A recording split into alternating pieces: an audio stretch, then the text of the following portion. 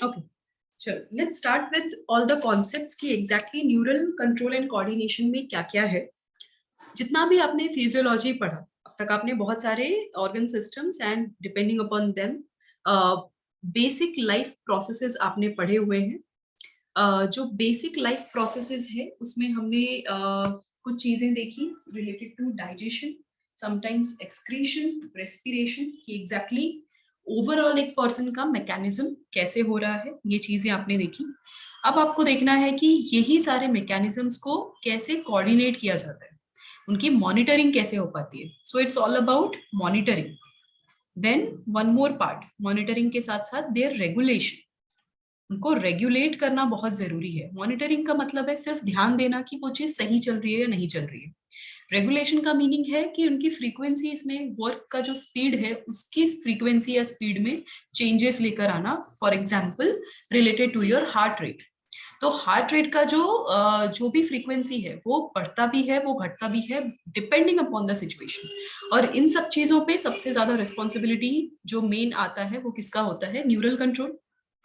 दूसरी चीज, सारी ह्यूमन फिजियोलॉजी के जितने भी चैप्टर्स हैं, I want everyone to recall the last chapters of every human physiology, क्योंकि हमेशा हम हर फिजियोलॉजी के एंड में डिस्कस करते हैं अबाउट द नर्वस रेगुलेशन, कि एग्जैक्टली नर्वस सिस्टम का कौन सा पार्ट या ब्रेन का कौन सा रीजन रिस्पॉन्सिबल है उस सर्टेन एक्शंस के लिए। तो वो सारे इंफॉर्मेशंस को अब आपको रिकलेक्ट करना है और यहाँ पे अप्लाई। तो यहाँ पे आप स्पेसिफिक एक सिस्टम के बारे में पढ़ोगे जो डेडिकेटेड है for the balancing of your body, for all the coordination part. Then कोई चीज सही हो रही है, गलत हो रही है, to detect the message, to analyse. तो इन सब के ऊपर आपको पढ़ना है। अब इसमें पार्टिसिपेट करने वाले टिश्यूज के बारे में आप पढ़ोगे, देन उनका अरेंजमेंट और पैटर्न किस तरीके से बना हुआ है वो देखोगे। बट उससे पहले ओवरऑल इनकी जर्नी यानी नर्वस सिस्टम के इवोल्यूशन के ऊपर आप डिस्कस कर लेते हैं। अगर मैं मॉनिटरिंग एंड रेगुलेशंस के बारे में बात कर रही हूँ तो इट मींस मैं बॉडी के कोई भी ऑर्गेनिज्म हो, वेदर ह्यूमन और एनी अदर एनिमल, उनके ओवरऑल बॉडी के सिंक्रोनाइज्ड एक्टिविटी के बारे में बात कर रही हूँ। सिंक्रोनाइज्ड एक्टिविटी मींस हर चीज प्रॉपरली कोऑर्डिनेटेड है। सिंक मतलब आपके फोन में सिंक ऑन रहता है, तो वो सिंक ऑन क्यों रहता है? ताकि इन जनरल आपके सारी एक्टिविटीज को, आपके रेगुलर एक्टिविटीज को related to your documents, your photos, your any kind of digital information, उसको आप क्या कर रहे हो? उसको कंट्रोल कर रहे हो, स्टोर कर रहे हो, बैकअप ले रहे हो। So same kind of sync is happening in our body also. अब इन सारे सिंक में एक एग्जांपल अगर मैं दे दूं, अगर आप हायर एक्टिविटी कर रहे हो अब, या फिजिकल एक्सरसाइज बहुत ज्यादा है, फिजिकल एक्सर्शन बहुत ज्यादा है, अगर आप काफी ज्यादा एक्टिव हो और इस सिचुएशन में अगर आपकी बॉडी प्रेजेंट है, तो यहाँ पे क्या हो रहा है? ऐसे सिचुएशन में हमारा हार्ट रेट यानी हार्ट बीट जो है वो इंक्रीज हो जाएगा। अगर हार्ट रेट इंक्रीज हो रहा है मतलब पंपिंग इंक्रीज हो रही है, मींस ब्लड प्रेशर इंक्रीज होगा, ब्लड फ्लो इंक्रीज हो रहा है। दूसरी चीज क्या होगा? रेस्पिरेशन रेट इंक्रीज होगा। रेस्पिरेशन रेट को क्यों इंक्रीज करवाना है? ताकि ओवरऑल इन सब चीजों की वजह से ऑक्सीजन सप्लाई इंक्रीज हो सके। तो ये मैसेज पहुंचाना, this is the time to increase all the activities, ये काम नर्वस सिस्टम कर रहा है। दूसरी चीज, जब वापस से आप रिलैक्स कंडीशन में आ रहे हो तो फिर से सारे की सारी एक्टिविटीज को नॉर्मल रेंज में आना है। तो वो नॉर्मल रेंज में लाने के लिए उतनी समझ रखने के लिए कि ओके अब उस स्पीड पे नहीं, अब थोड़ा सा स्लोअर स्पीड पे काम करना है, ये सारी समझ फिर से न्यूरल सिस्टम या नर्वस सिस्टम ही कोऑर्डिनेट करवाता है। अब ये जो सिंक्रोनाइज्ड एक्टिविटी है, ये मेजरली दो सिस्टम्स पार्टिसिपेट करते हैं इसमें। First is the nervous system जो इस चैप्टर में आप पढ़ोगे। Second is the endocrine system जो आप नेक्स्ट चैप्टर में पढ़ोगे, which is about the hormones, chemical coordination. So that you are going to study in the next chapter. तो आप आज के चैप्टर में या अभी जो चैप्टर हम पढ़ेंगे उसमें यही वाली चीज पे मेन फोकस करना है। इसके बाद let's discuss something related to the evolution of nervous system throughout the species, throughout the time. किस तरीके से हर स्पीशीज में या फिर जैसे जैसे ऑर्डर या फिर हायरार्की बढ़ती जा रही है तो सर्टेन सिस्टम्स भी किस तरीके से डेवलप हो रहे हैं। उनमें से एक नर्वस सिस्टम भी है। अब इनका डेवलपमेंट कहाँ से स्टार्ट होगा? अगर मैं first phylum, the very first phylum and the simplest one, that is Porifera. Porifera में स्पॉन्जेस का अगर एग्जाम्पल लें और इनको ऑब्जर्व करें तो क्या स्पॉन्जेस में नर्वस सिस्टम दिखे थे? I need your answer, recall करो थोड़ा। कुछ ऑब्जर्व किया था स्पॉन्जेस में, नर्वस सिस्टम है या नहीं है? Okay, Dhruv is saying no. What about other students? Okay, Ruchir is also. So means आपने कोई किसी भी टाइप के नर्व्स या उससे रिलेटेड बारे में डिस्कस नहीं किया, यानी वो चीज आपके पास है ही नहीं। दूसरी बार जब आप सेकेंड फाइलम के पास जाते हो, जब निडेरियंस के पास जाते हो, they are the first one, जिसपे भी निडेरियंस में भी सिर्फ हाइड्रा को ही सबसे पहले नोटिस करवाया था। They are the first one जिनमें सेंसरी मैकेनिज्म्स या सेंसरी सेल्स डिस्ट्रीब्यूटेड हैं थ्रू आउट द बॉडी, उसको डिफ्यूज्ड सेंसरी सेल्स बोलते हैं। They are distributed throughout the body, तभी जाके वो कीमो रिसेप्टर्स हैं उनके पास, फोटो रिसेप्टर्स हैं उनके पास। तो इस तरीके से वो अपने आसपास इधर केमिकल और any other kind of sensations को फील कर पाते हैं एंड रिस्पॉन्ड कर पाते हैं। So hydra was the very first one जहां पे इस तरीके का सेंसेशंस और depending upon the external stimuli उनके एक्शंस को नोटिस किया गया। Then comes platyhelminthes. प्लैटीहेल्मिन्थ्स में भी planaria is the first one जहां पे एक्चुअली रियल सेफलाइजेशन के बारे में पढ़ा है। What is the meaning of cephalization? Anyone from the class who can answer?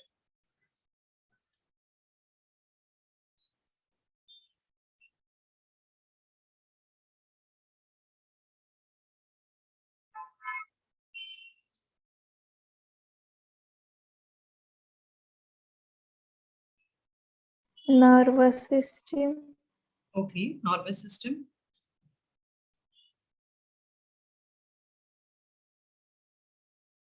Nervous control. Okay, nervous control. Everyone is close, आप समझ पा रहे हो। सेफलाइजेशन, सेफलॉन, एनसेफलॉन हम हमारे ब्रेन के लिए यूज करते हैं। तो सेफलाइजेशन का मीनिंग है नर्व सेल्स या फिर किसी भी टाइप के सेंसरी सेल्स को इस तरीके से एक्यूमुलेट किया जा रहा है एक जगह पे कि वो ब्रेन लाइक स्ट्रक्चर बना रहा है। तो एक्यूमुलेशन ऑफ नर्व सेल्स और सेंसरी सेल्स और any kind of sense organs, इनका एक्यूमुलेशन, ताकि वो एक अलग कंबाइंड ऑर्गन बनाए, नया ऑर्गन डेवलप करवा पाए, उस चीज को हम बोलते हैं cephalization. That is the meaning. तो फर्स्ट टाइम सेफलाइजेशन प्लेनेरिया में नोटिस किया गया। तो जब प्लेनेरिया में ये चीज नोटिस की गई तो उसके बाद फर्दर ये सारी स्टडीज यानी नर्वस सिस्टम के ऊपर फोकस किया। एंड सिमिलरली आप देख सकते हो कि किस तरीके से ये सारे ऑर्गेनिजम्स रिस्पॉन्ड भी करते हैं based on their environment. The next was Annelida. Annelida में आपको प्रॉपर नेटवर्किंग के बारे में दिखेगा, यानी इनके पास वेंट्रल नर्वस सिस्टम था, नर्व कॉर्ड्स जो थे, जो इनके नेटवर्क्स थे, वो वेंट्रली अलाइंड थे। सो एनेलिडा में ये चीज दिखा। देन मोलस्का, मोलस्का में भी स्पेसिफिकली ऑक्टोपस, ये चीज हमने पढ़ी है कि ऑक्टोपस के पास वेल डेवलप्ड नर्वस सिस्टम या नर्व नेटवर्क होता है। So they have developed network and उसकी वजह से इनका रिस्पॉन्स जो है plus response time and external and internal stimuli के हिसाब से राइट काइंड ऑफ रिस्पॉन्स ये प्रॉपरली कर पाते हैं। And they can defend themselves also, plus they can attack on other kind of prey also. Then दूसरी चीज, कुछ इसी तरीके का नेटवर्किंग आपको इकाइनोडर्म्स में भी दिखता है। जो लास्ट है that is echinoderm, specifically starfish.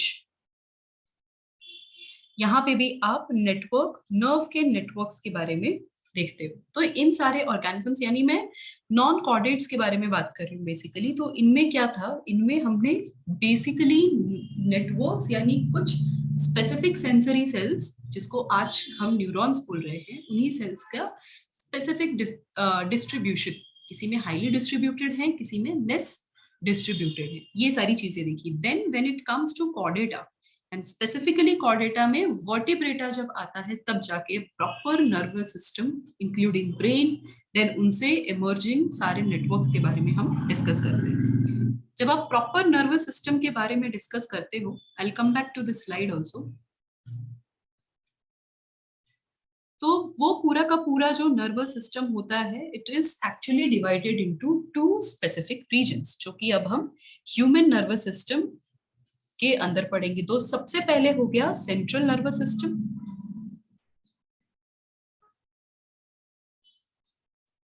जो सेंट्रली अलाइंड है, सीएनएस बोलेंगे। सेंट्रल नर्वस सिस्टम के important part, first is brain and second is spinal cord. ये मेन कमांडिंग यूनिट्स हैं ये दोनों, और इन्हीं से इमर्ज्ड जो रेस्ट ऑफ द बॉडी तक जो नेटवर्क स्प्रेड करवाते हैं that is peripheral nervous system. And ये peripheral nervous system further divided है, इनका फर्दर डिवीजन चलता रहेगा। First is somatic and second is autonomic. Again somatic भी फर्दर 2 पार्ट्स में डिवाइडेड है। वन इज सेंसरी, जिसको आप अफेरेंट भी बोल सकते हो, सेंसरी को आप अफेरेंट भी बोल सकते हो, and another one is motor. One by one हम सारे सिस्टम्स का डिटेल भी देखने वाले। And next is efferent. दूसरा ऑटोनॉमिक में भी 2 टाइप आ जाता है। वन इज अगेन अफेरेंट या सेंसरी बोल सकते हो, and another one is efferent और मोटर। बट मोटर जो है वो फर्दर डिवाइड हो जाता है into sympathetic and parasympathetic.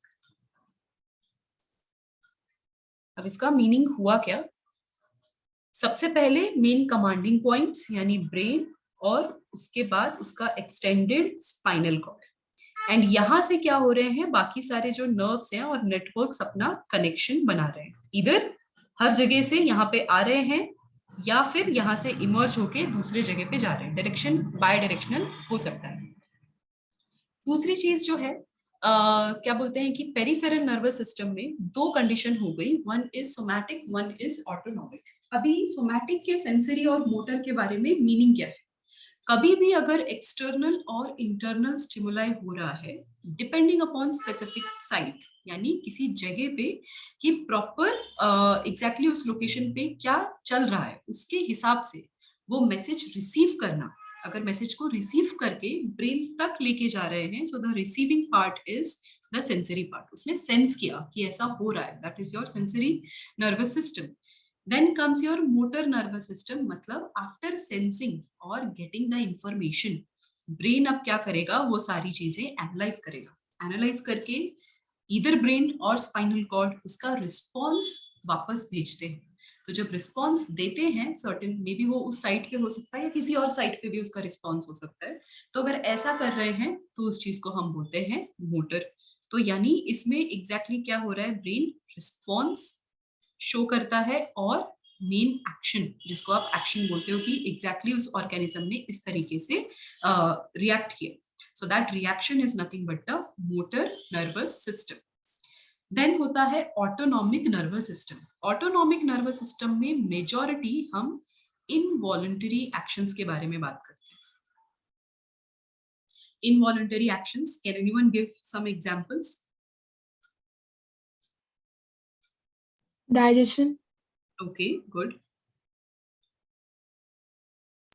Heart pumping. Very good.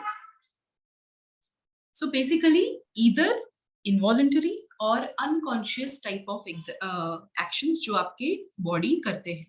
तो अब इस एग्जैक्ट कंडीशन में क्या हो रहा है, यानी अगर इनवॉलंटरी एक्शन है, उस इनवॉलंटरी एक्शन को भी तो सेंस करना है, वो हमारी बॉडी का इंटरनल स्टिमुलाई होगा। यानी for example let's take one condition, heart pump.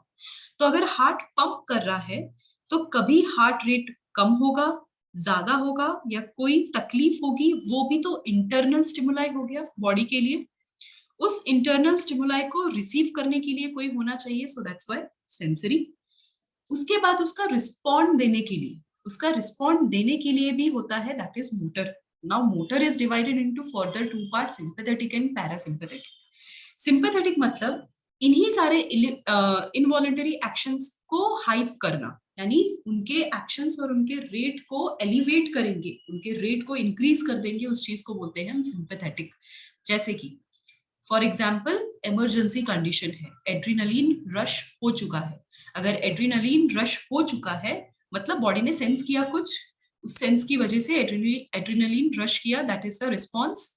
अब वो हार्मोन एग्जैक्टली क्या करवा रहा है, हार्ट रेट इंक्रीज कराएगा, रेस्पिरेशन रेट फास्ट करवाएगा, ब्रीदिंग रेट फास्ट हो जाएगा, and there will be so many other kind of functions, जिसमें हो सकता है सोमैटिक नर्वस सिस्टम भी इन्वॉल्व हो जाए, there can be other kind of functions. तो ये सारी चीजें यानी अचानक से बॉडी के सम बेसिक इनवॉलंटरी एक्शंस जो मैंडेटरी एक्शंस है उनको इंक्रीज करवाती है।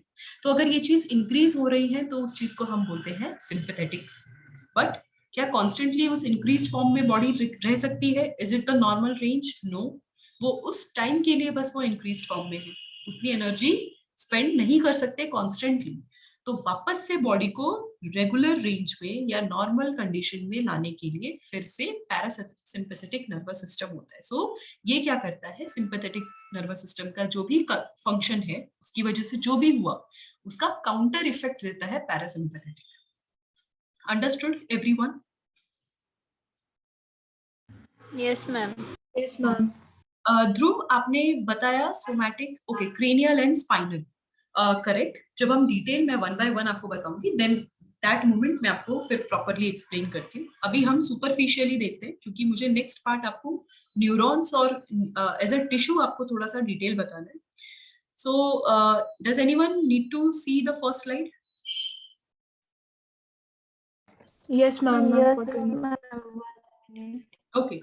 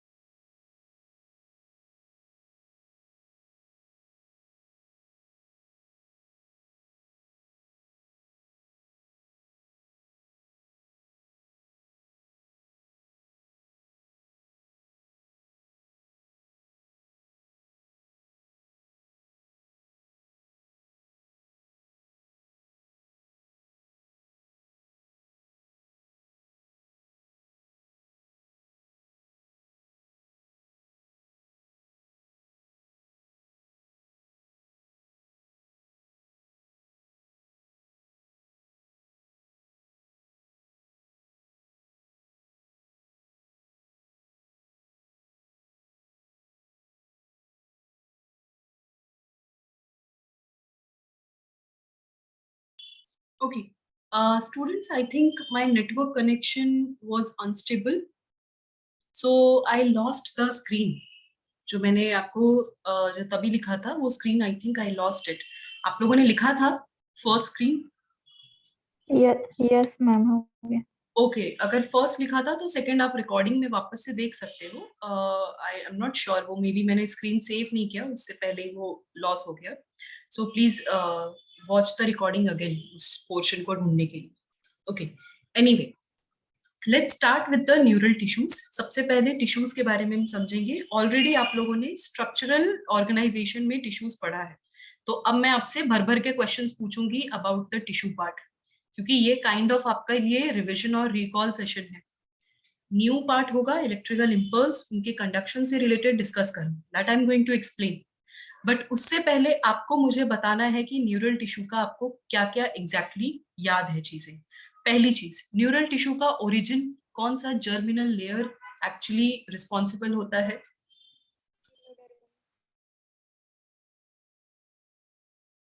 Can you answer?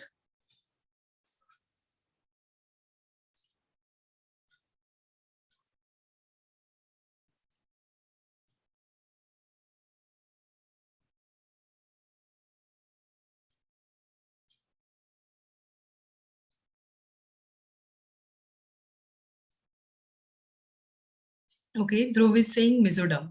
What about other people?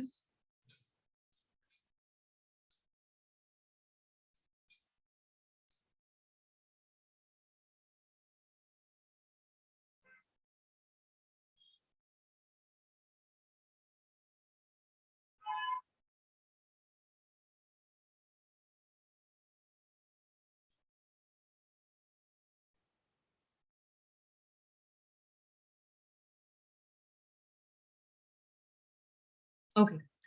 कोई एंडो कह रहा है, कोई एक्टो कह रहा है, some people are saying mesoderm also. तो यानी सब लोग कंफ्यूज्ड है. Okay, let's understand. एक्चुअली जो न्यूरल टिश्यू है,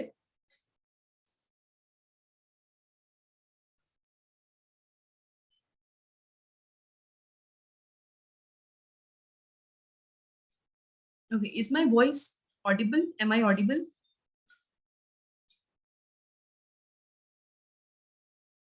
Yes, ma'am. Okay, I'm not sure what's exactly happening. I think my network is not stable.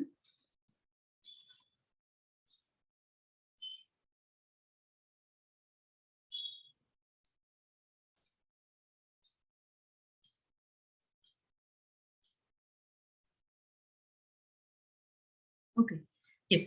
So neural tissue का जो main function है, तो एम्ब्रियो के एक्टोडर्म से वो ओरिजिन होता है. सॉरी, एक्टोडर्म, देन प्लस कुछ जो ग्लियल सेल्स हैं, जैसे माइक्रोग्लियोसाइट्स जो हैं, they further derived from mesoderm. जो ग्लियल सेल्स होते हैं वो फर्दर मेसोडर्म से डिराइव्ड होते हैं. So these are the two type of origin जो एक्चुअली नर्वस टिश्यूज में प्रेजेंट होता है. नाउ टिश्यूज के अगर मैं टाइप के बारे में बात करूं, तो पहला टाइप न्यूरॉन, जो ऑलरेडी आप जानते हो. Second one is the neuroglia, जिसको ग्लियल सेल्स हम कह रहे हैं, दैट इज न्यूरोग्लिया. न्यूरॉन्स हैं जो मेन नेटवर्क है, मैसेजेस को पहुंचाने का काम करेंगे. They are also, you can call them messenger. So ये मैसेंजर हैं या फिर नेटवर्किंग का काम कर रहे हैं. सो सेंसरी एंड मोटर के बारे में जो आपको कहा था, that is because of the neural connection. बाकी जो न्यूरोग्लिया है, ये एग्जैक्टली प्रोटेक्शन एंड सपोर्ट में हेल्प कर रहे हैं. So they are helping in protection and support part in both central nervous system and to the peripheral nervous system.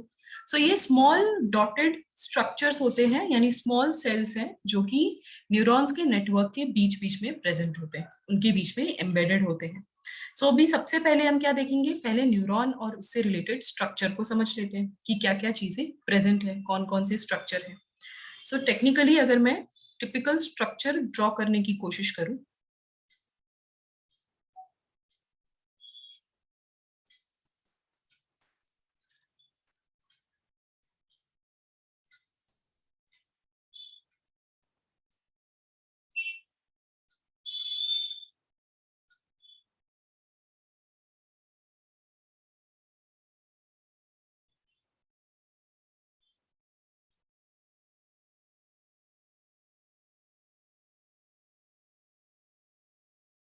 Okay.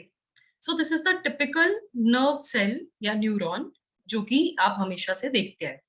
इसमें जो फर्स्ट पार्ट है, जो रिसीविंग एंड है, यानी किसी भी टाइप के मैसेजेस को जो रिसीव करते हैं, that is going to be the dendrites. Dendrites आपका रिसीविंग एंड हो गया.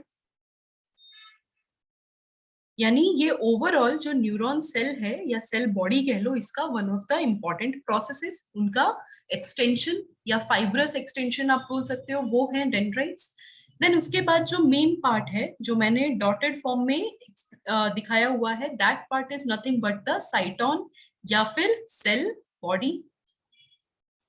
ये मेन पार्ट है सेल का, जिसमें कि साइटोप्लाज्मा, इसके अंदर nucleus, this is the nucleus part. Then small granulated structure जिसको हम कहते हैं Nissl's, granule. Along with that कुछ माइक्रोट्यूब्यूल्स या फिलामेंट्स, गोल्गी अपैरेटस, और जो भी टिपिकल ऑर्गेनल्स होते हैं एनिमल सेल के, वो इसमें प्रेजेंट है. उसके बाद इस पर्टिकुलर टिश्यू का साइटोन का एक और प्रोसेसिंग होता है, यानी एक और अपेंडेजेस एक्सटेंड होते हैं, that is known as axon, which is the main conducting part. अगर डेंड्राइट कोई भी मैसेज रिसीव करता है, यहाँ पे कलेक्ट होता है in the cell cyton part, और उसके बाद एक सर्टेन डायरेक्शन में आगे फॉरवर्ड कर दिया जाता है, that is nothing but the axon. अब उस डायरेक्शन में फॉरवर्ड करने के बाद उसे कवर करने वाली एक स्पेशल लेयर होती है which is known as myelin sheath. So this is nothing but the myelin sheath. ये माइलिन शीथ जो है ये कंटिन्यूअस नेटवर्क नहीं बनाती। अगेन टाइप्स ऑफ न्यूरॉन्स अभी पढ़ेंगे, प्लस उनके कंडक्शन और इम्पल्सेस के बारे में आप देखेंगे, तब आपको पता चलेगा कि not every neuron is myelinated, कुछ अमाइलिनेटेड न्यूरॉन्स भी प्रेजेंट होते हैं। सो माइलिन शीथ जरूरी नहीं कि सारे न्यूरॉन्स में हो, प्लस ये कोई कंटिन्यूएशन वाला नेटवर्क नहीं है। एज यू कैन सी यहाँ पे discontinuous form of network present है। तो बीच बीच में आपको क्या दिख रहा है, बीच बीच में यहाँ पे हमें नोड्स दिख रहे हैं। So that is known as nodes of Ranvier. अभी इस नोड्स के बाद आगे terminal ending, this is the terminal end. यहाँ पे टर्मिनेट हो गया पूरे के पूरे न्यूरॉन का बॉडी, और इसके बाद अब उसकी रिस्पॉन्सिबिलिटी है, दिस सेक्शंस रिस्पॉन्सिबिलिटी इज कि अब मैसेजेस को ट्रांसफर करना है to the next adjacent neuron. तो यहां तक पहुंचाने के लिए इस तरीके से इलेक्ट्रिकल इंपल्सेस की जर्नी होती है, इस डायरेक्शन में रहेगा। उसके बाद अब ये जो माइलिनेटेड शीथ है, अब इनके बारे में थोड़ा सा समझ लेते हैं कि ये आते कहां से हैं। So there is a special kind of cell known as Schwann cells. अब वो जो सेल हैं वो एग्जैक्टली सिक्रीट करते हैं certain special type of biomolecules, उन्हीं को कंबाइन करके ये माइलिन शीथ बनता है। तो उन्हीं श्वान सेल्स का न्यूक्लियस रह जाता है। सो this is nothing but the nucleus of Schwann cells. Everyone understood? ये बेसिक स्ट्रक्चर है, इसमें भी बहुत सारी चीजें होंगी। मैम। ओके ना, अभी आपको ये पता चल गया अबाउट न्यूरॉन और इनके बेसिक स्ट्रक्चर्स और लेबलिंग अगर समझ में आ गई, तो कुछ डेफिनेशन वाइज जाते हैं कि एग्जैक्टली क्या क्या चीजें प्रेजेंट होती हैं इन न्यूरॉन। तो इनके अराउंड एक वर्ड है नोन एज न्यूरीलेमा या न्यूरोलेमा, दोनों ही वर्ड का मीनिंग सेम है। Does anyone know exactly neurilemma क्या होता है?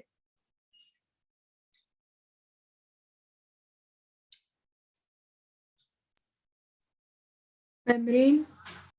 Okay, membrane. Around which part? Covering of myelin. Okay. So I have draw one diagram. यहाँ पे मैं आपको डबल लेयर जो दिखा रही हूँ। So this double layer, myelin के ऊपर भी एक और लेयर है।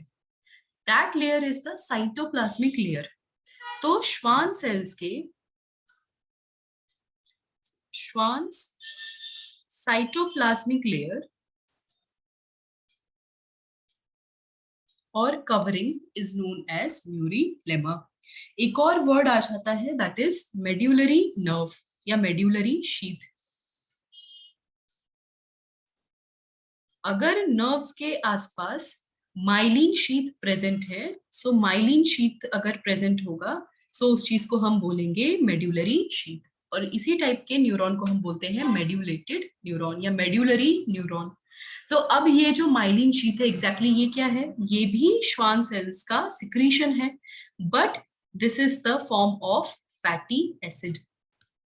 जो माइलिन शीथ होता है वो इंसुलेशन के लिए होता है, ताकि कोई भी electrical impulse other than neuron वो कहीं और लीक ना हो सके। प्लस इनके मैसेजेस को फास्ट करने के लिए कैसे, वो मैं आपको थोड़ी देर में बताऊंगी। तो वो चीज जो है वो फैटी एसिड से कवर्ड होती है। तो यानी श्वान सेल अगर फैटी एसिड सिक्रीट कर रहा है और एक लेयर बना रहा है अराउंड एक्सॉन, तो वो चीज होगा मेड्यूलरी शीथ। बट अगर उनका साइटोप्लाज्मिक लेयर है मे बी अराउंड एक्सॉन और अराउंड माइलिन शीथ, तो उस चीज को हम बोलेंगे न्यूरीलेमा। इसके अलावा कुछ और वर्ड्स हैं। First is epineurium, endoneurium and perineurium. कितने बच्चे हैं जिनको ये पता है या वर्ड सुना है? How many of you? Raise your hand. कहीं भी सुना है इसे? No, ma'am. ओके, सिर्फ एक बच्चे ने हैंड रेज किया है, समीक्षा, बाकी लोगों ने नहीं सुना है। This was the part of your tissues, आपके टिश्यू का पार्ट था। एग्जैक्टली क्या है मैं आपको जस्ट वेट अ मिनट, आपको डायग्रामेटिकली रिप्रेजेंट करती हूँ।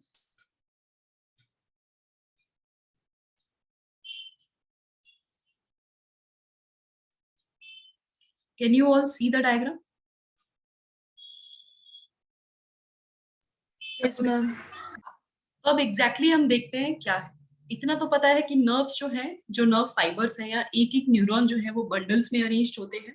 सिंगल सिंगल नेटवर्क नहीं होता, इनके बहुत सारे बंडल्स होते हैं। तो पहली कवरिंग होती है एक न्यूरॉन के अराउंड, जो कवरिंग होगी उसको बोलेंगे एंडोन्यूरियम। एंडोन्यूरियम दिखा सबको? उसका कवरिंग दिखा? यहाँ पे एक्सॉन ma'am. है, यानी एक न्यूरॉन, उसका ये टर्मिनल एंड होगा शायद, और उसके बाहर जो एक शीट है या कवरिंग है that is endoneurium.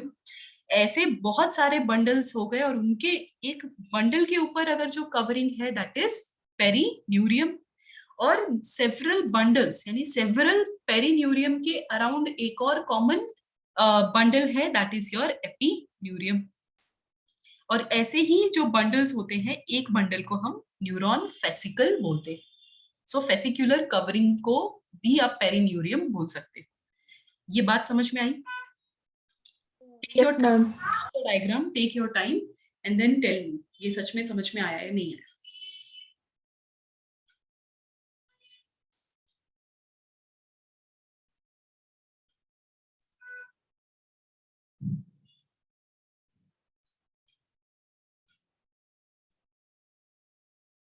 Okay, if understood, then I'll show this diagram one more time. सबसे पहले आप एक काम कर लो, ये स्लाइड नोट डाउन कर लो if anyone wants to write it, and ये सेशन का टाइम आउट होने वाला है, so automatically अगर आपका हो गया then please switch to the other link.